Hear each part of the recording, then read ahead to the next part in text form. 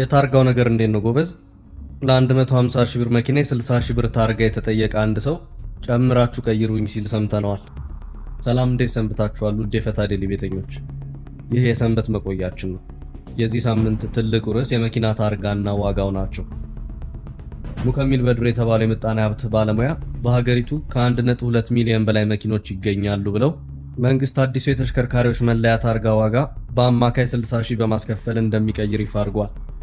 በዚህም ከአዲሱ ታርጋ የተተመነውን ታሪፍ እስከ 60 ቢሊዮን ብር ወይም ከ450 ሚሊዮን ዶላር በላይ ለመሰብሰብ አቅዷል ብለዋል።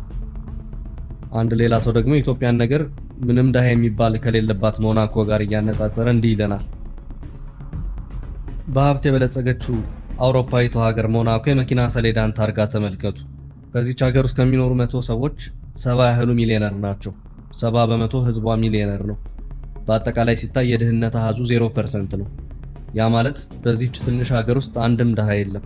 በዚህች የዓለማችን ውድ ሀገር የሚኖር ሰው የመኪና ታርጋ ላውጣ ቢል የሚጠየቀው ክፍያ 44 ዩሮ ወይም በእኛ 8000 ብር አካባቢ ነው። እኛ ሀገር ዛሬ በወጡት መረጃዎች መሰረት ለአንድ የቤት መኪና ታርጋ ከ56000 ብር በላይ ክፍያ እንደሚያስፈልግ ተነግሯል።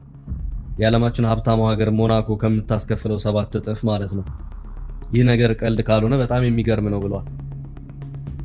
ሪፖርተር ጋዜጣ በእንግሊዝኛ ቋንቋ እትሙ ላይ ትሪሊየንስ አሎኬትድ ሚሊየንስ ስቲል ስትራግሊንግ በሚል ርዕስ መንግስት ለቀጣይ በጀት ዓመት ስለመደበው 2.3 ትሪሊየን ብር እና ህዝቡ ስላለበት የኑሮ ውጥረት ጽፏል።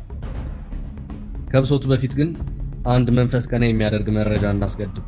ከዛ ወደ ሪፖርተሩ ጽሑፍ ልንቆዝም እንመለሳለን። ሪፖርተር እንግሊዝኛው በዚህ ሳምንት እትሙ ርዕሰ አንቀጽ ላይ እንዲህ ይላል።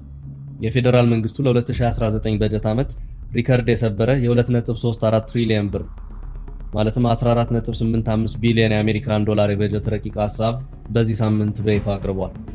በገንዘብ ሚኒስትሩ አቶ አህመድ ሽዴ ለፓርላማ የቀረበው ይህ ከፍተኛ የፋይናንስ እቅድ ካለፈው ዓመት የ1.93 ትሪሊየን ብር በጀት ጋር ሲነጻጸር የ400 ቢሊዮን ብር ከፍተኛ ጭማሪ የታየበት ነው። የቀረበው ሰነድ የ10.1 በመቶ ፈጣን የኢኮኖሚ እድገት እንደሚመዘገብ የሚተነብይ ሲሆን ከቅርብ ጊዜያት ወዲህ ከማክሮ ኢኮኖሚ ማሻሻያዎች የሚገኘውን የገቢ እድገት ያወድሳል። ነገር ግን ለአማካይ የኢትዮጵያ ዜጋ እነዚህ በድል አድራጊነት የሚገለጹ ቁጥሮች የሚኖሩት ከእውነታው በራቀ ሌላ ዓለም ውስጥ ነው። የማክሮ ኢኮኖሚ መዝገቡ በእነዚህ በመቶ ቢሊዮኖች በሚቆጠሩ ብሮች ሲያብጥ፣ የተራው ቤተሰብ የመግዛት አቅም ግን በአስደናቂ ፍጥነት እየተኮማተረ ነው። ይህ ታይቶ የማይታወቅ በጀት በየቤቱ የሚሰማውን ከባድና አድካሚ የኢኮኖሚ ችግር ለማቃለል መሰረታዊ ፋይዳው እጅግ አነስተኛ ነው። መንግስት ራሱን በዓለም አቀፍ መድረክ ላይ በፍጥነት እያደገ እንዳለ የኢኮኖሚ አንበሳ አድርጎ ቢስልም ደሃ ዜጎቹ ግን በገንዘብ ምንዛሬ መቀነስ፣ በከባድ የታክስ አሰባሰብና በከፍተኛ የመንግስት አገልግሎት ክፍያ ጭማሪዎች ሳቢያ ከምንጊዜውም በላይ እየተጨነቁ ይገኛሉ ሲል የሪፖርተር ርዕሰ አንቀጽ ይነበባል። የአሁኑ ቀውስ ዋነኛ መንስኤ መንግስት እንደ አውሮፓውያን አቆጣጠር በ2024 የጀመራቸው አጠቃላይ የኢኮኖሚ ማሻሻያዎች በተለይም ወደ ገበያ መር የውጭ ምንዛሬ ተመን የተደረገው ሽግግር ነው። የኢትዮጵያን ብር በገበያ እንዲወሰን መልቀቅ እንደ ዓለም አቀፍ የገንዘብ ድርጅት IMF እና ዓለም ባንክ፣ ወርልድ ባንክ ያሉ አበዳሪዎችን ቢያስደስትም ከፍተኛና ድንገተኛ የብር ዋጋ መውረድን አስከትሏል። ኢትዮጵያ ከመድኃኒትና ከማምረቻ ግብዓቶች እስከ ነዳጅ ድረስ ባሉ መሰረታዊ ፍጆታዎች ላይ በከፍተኛ ሁኔታ በገቢ ዕቃዎች ላይ ጥገኛ በመሆኗ የሁሉም ነገር ዋጋ ጨምሯል።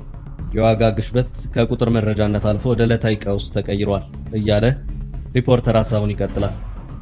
እርሶስ በዚህ የኑሮ ውድነት የሀገሪቱ ገንዘብ ግሽበት ላይ ምን ሐሳብ አሉት?